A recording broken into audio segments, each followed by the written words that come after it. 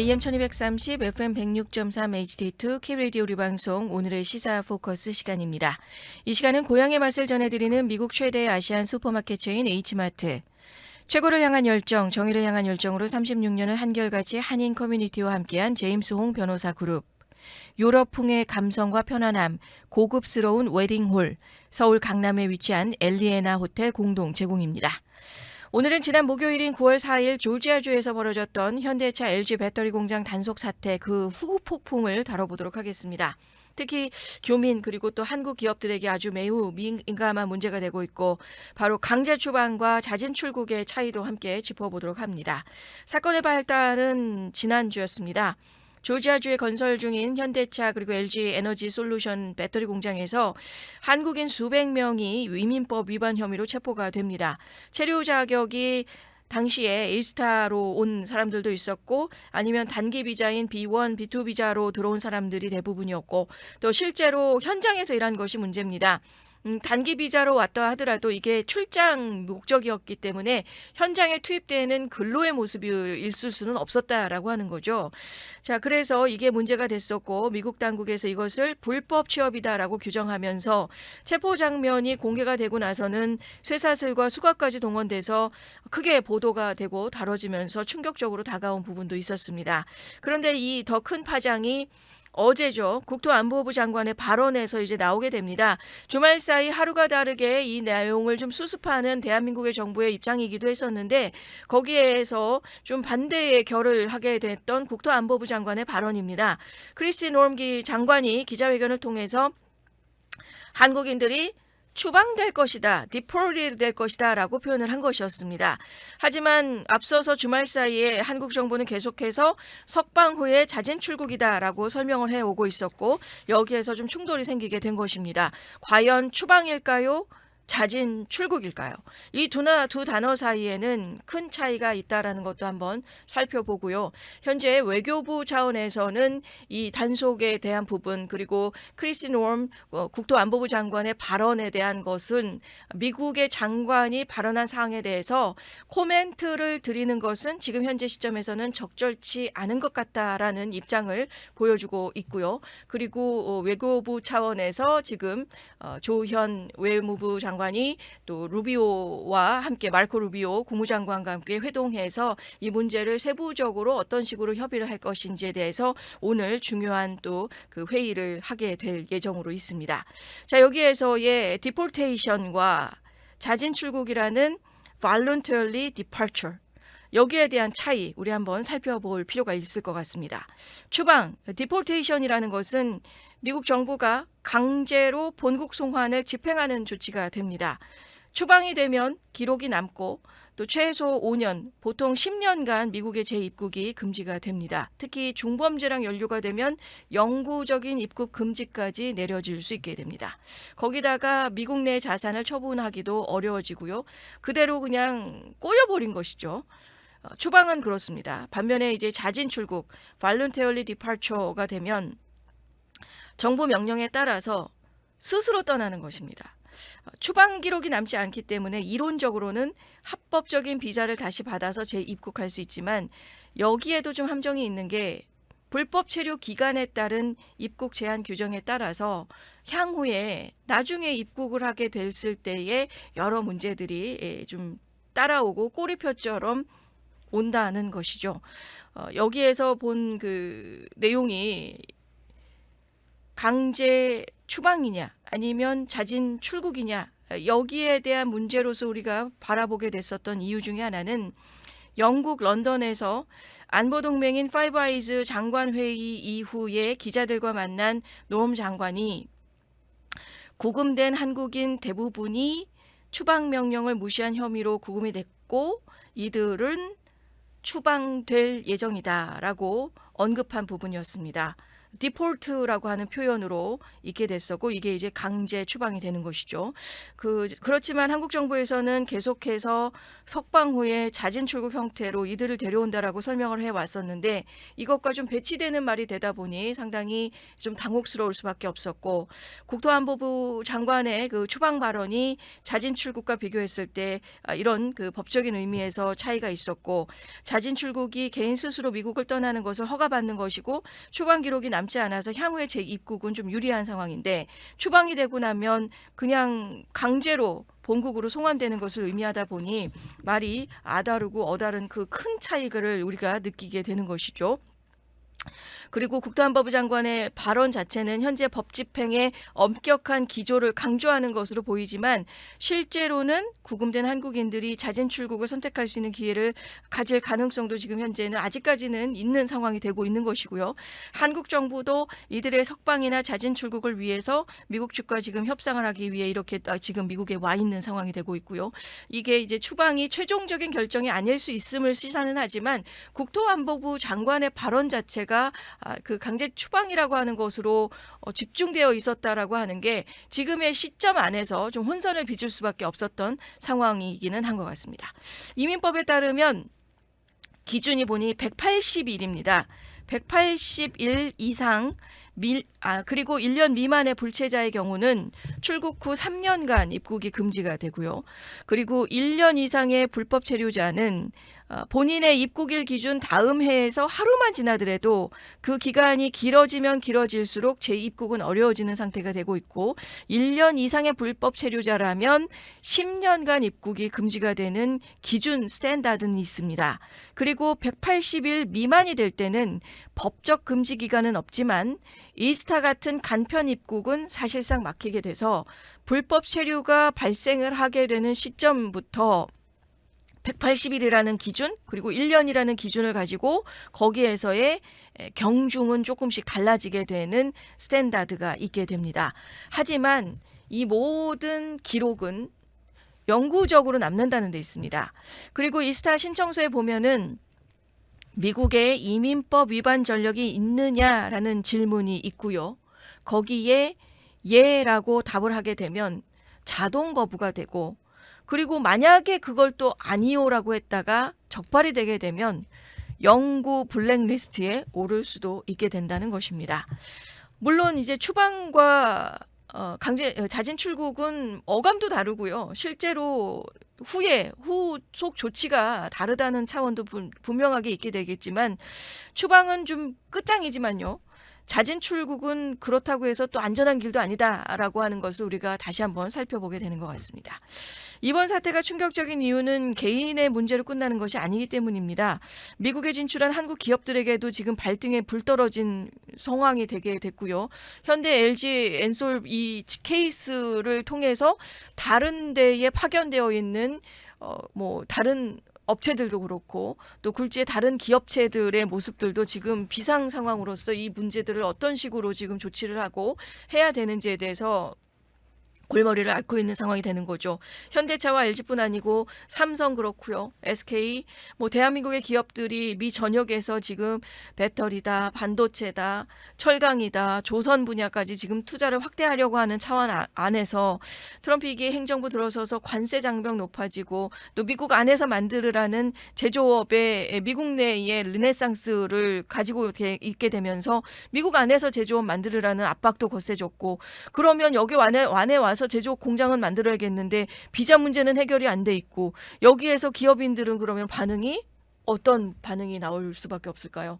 한국 그 주요 경제신문들이 지금 조사를 해본 것을 살펴봤더니 미국 공장에 지금 공장을 짓거나 아니면 계획 중인 기업 14곳 중에 70%가 지금의 이 상태로는 사업할 수가 없다라는 답을 했다는 점입니다.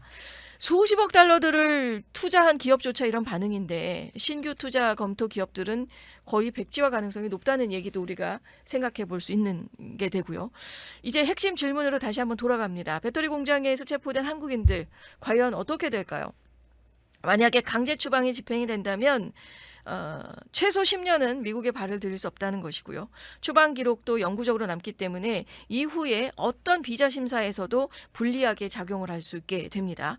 그리고 이게 만약에 자진 출국으로 마무리가 된다 해도 추방 기록이 보면 추방 기록이 남지는 않지만 불법 취업 기록은 남는다는 거죠. 그러니까 레코드는 결국은 남는다는 겁니다. 그리고 자진 출국으로 됐을 때 이스타로 들어오신 분들의 경우는 사실상 다시 이스타로 들어올 수 있는 방법은 이제 없다라고 생각해 볼 수 있겠다는 점이죠. 그리고 불법 체류 기간이나 이런 게 그 180일 기준으로 봤을 때 180일을 넘었다면 3년, 또 1년을 넘었다면 10년의 입국 금지 규정도 그대로 적용이 되게 된다는 점입니다. 물론 자진 출국이라는 게 뉘앙스 차원에서도 그렇고 실제 강제 추방보다는 훨씬 부담은 적어질 수 있겠지만 그렇다고 깨끗하다는 건 아니라는 거죠.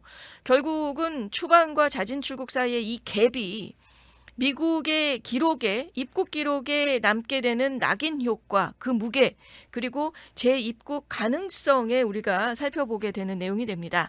추방이라는 것은 문이 좀 닫히는 것이고 향후 1년 안에 들어오는 가능성으로 돌려봤더니 1년 안에는 죽었다 깨나도 이 상황에서는 절대 들어올 수가 없는 상황이 되는 것이고요.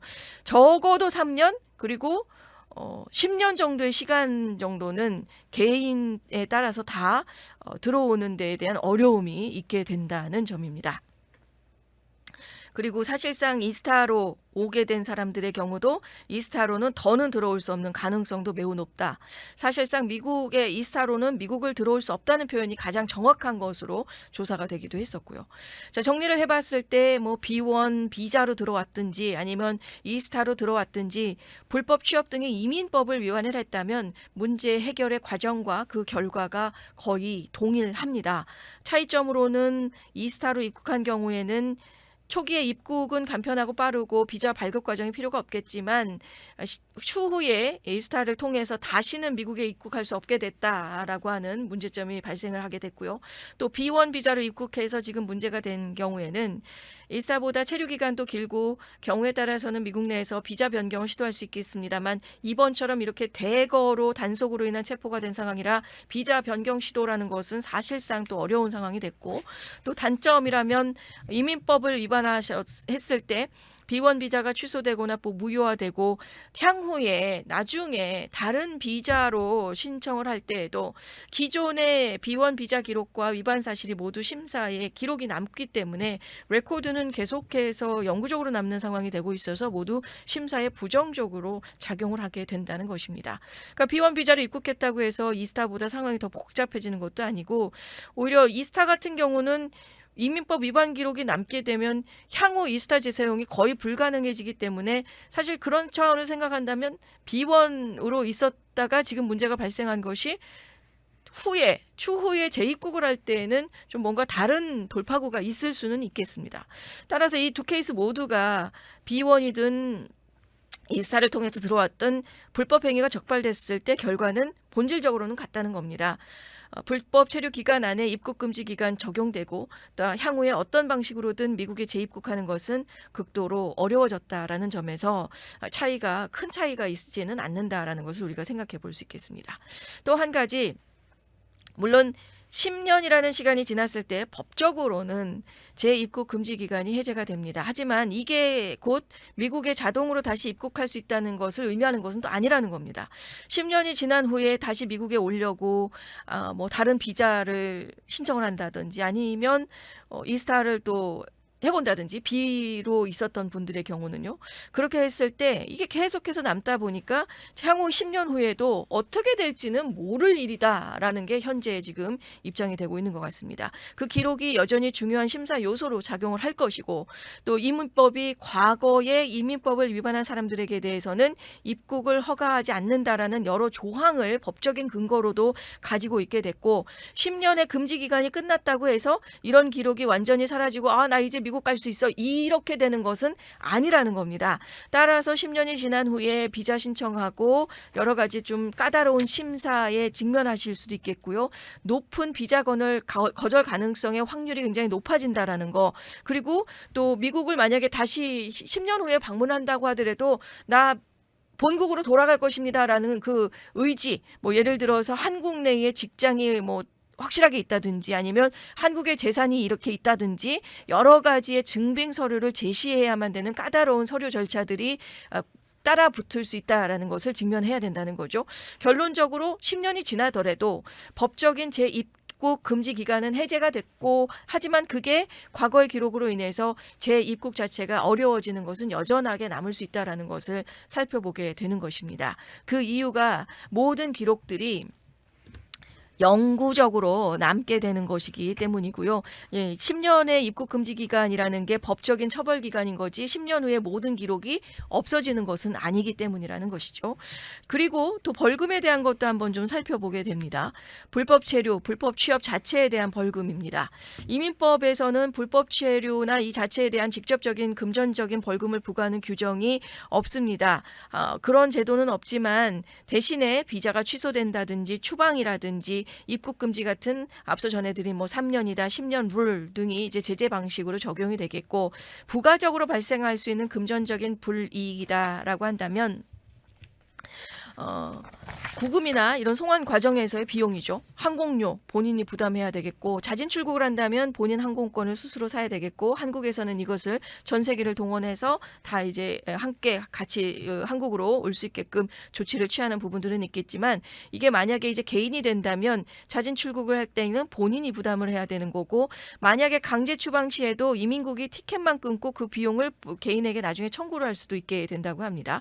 그리고 이제 벌과금입니다. 이게 이제 벌과금 같은 경우인데 이민법이 위반이 되고 나면 불법 체류 벌과금이 있고 그게 245I 규정에 따라서 1,000불이라는 페널티 피 같은 게 붙는 경우도 있다라는 거. 그리고 또 기업이나 고용주의 벌금 부분도 우리가 지금 피할 수가 없는 게 이런 케이스가 지금 발생을 했고 외국인을 불법 고용한 지금 미국의 LG가 됐든 현대나 아니면 LG 에너지 솔루션도 되고요. 그리고 기타 하청업체들입니다. 하청업체들 같은 경우도 최대 수천 달러에서 수만 달러까지의 과태료와 벌금이 부과될 수 있는 부분들 우리가 지금 피할 수 없는 상황이 되고 있고 또 이번 사건에서 사실 한국인 근로자 개개인보다도 고용한 업체가 법적으로 또 재정적인 책임을 더 크게 지게 될 가능성이 벌금 차원에서는 또 있다는 것도 같이 좀 살펴드리게 되는 것 같습니다. 정리하자면 개인에게 직접적으로 부과되는 벌금은 거의 없지만 자진 출국을 할 때 항공료는 본인 부담, 또 추방 시에 비용 부담이 따를 수도 있고 불법 고용 기업에게는 벌금과 법적인 책임, 그리고 개인에게는 금전적인 벌금보다 훨씬 무서운 입국 금지 기록이라고 하는 게 남는다는 게 어찌 보면 진짜 페널티가 되는 것이 아닐까 합니다. 자, 오늘 우리는 조지아 현대 그리고 LG 배터리 공장 단속 사태를 중심으로써 한국인 근로자들이 처하게 된 법적인 상황 그리고 이민법상의 불이익을 살펴본 시간이었습니다. 강제 추방이 됐든 자진 출국이든 개개인의 입장에서는 앞으로 미국을 다시 방문하거나 체류하는 데 여전히 상당한 어려움이 남게 된다는 점입니다. 추방과 자진 출국 단어 하나 차이지만 그 사이에는 개인의 삶과 기업의 운명 그리고 한미 경제 관계의 균형이 걸려 있는 것 같습니다. 강제 추방이든 자진 출국 사이의 기록의 무게, 재입국 가능성에서 나타나겠고 어느 쪽이든 미국으로 다시 들어가는 길은 쉽지 않다는 것을 우리가 내용을 통해서 한번 살펴보게 된 것 같습니다. 또한 이번 사태가 단순히 개인의 문제로 끝나는 게 아니라 미국 내의 한국 기업들에게도 큰 충격입니다. 현대차와 LG뿐 아니고 삼성이나 SK 등의 그 기업들에게도 여러 분야에서 투자를 확대하고 있을 상황 안에 이번 사건이 기업 활동에서도 직접적인 불확실성을 불러오게 됐고 일부 기업이 신규 투자 계획을 재검토하거나 백지화할 가능성까지 거론되고 있는 상황이고요.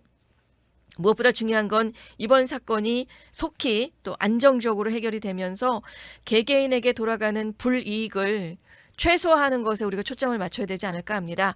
여기에서 대한민국 정부의 역할이 강조가 되는 것이고 또 구금된 근로자들의 안전 또 법적인 권리를 보호해주고 잦은 출국을 통해서 향후에 재입국 가능성을 확보하는 과정 안에서 대한민국 정부의 그 적극적인 협상과 지원이 그 무엇보다도 그 어느 때보다도 필요한 시점이 되고 있는 것 같습니다.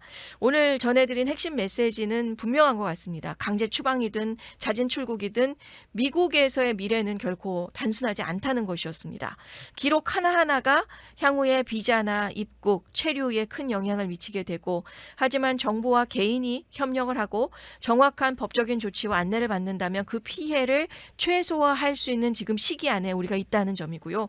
오늘 방송 마치면서 또 이 사태가 조속하게 해결되기를 바라고 또 구금된 한국인들이 불필요한 불이익 없이 안전하게 귀국할 수 있기를 바라게 됩니다. 그리고 향후에 미국 진출, 한국 기업들의 투자와 교민들의 또 활동이 보다 안정적인 환경 안에서 이루어질 수 있기를 기대하게 됩니다.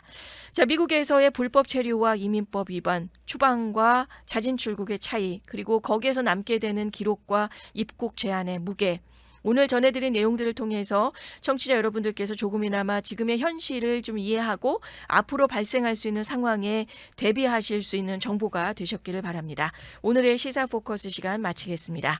이 시간은 고향의 맛을 전해드리는 미국 최대 아시안 슈퍼마켓 체인 H마트, 최고를 향한 열정, 정의를 향한 열정으로 36년을 한결같이 한인 커뮤니티와 함께한 제임스 홍 변호사 그룹, 유럽풍의 감성과 편안함, 고급스러운 웨딩홀, 서울 강남에 위치한 엘리에나 호텔 공동 제공이었습니다.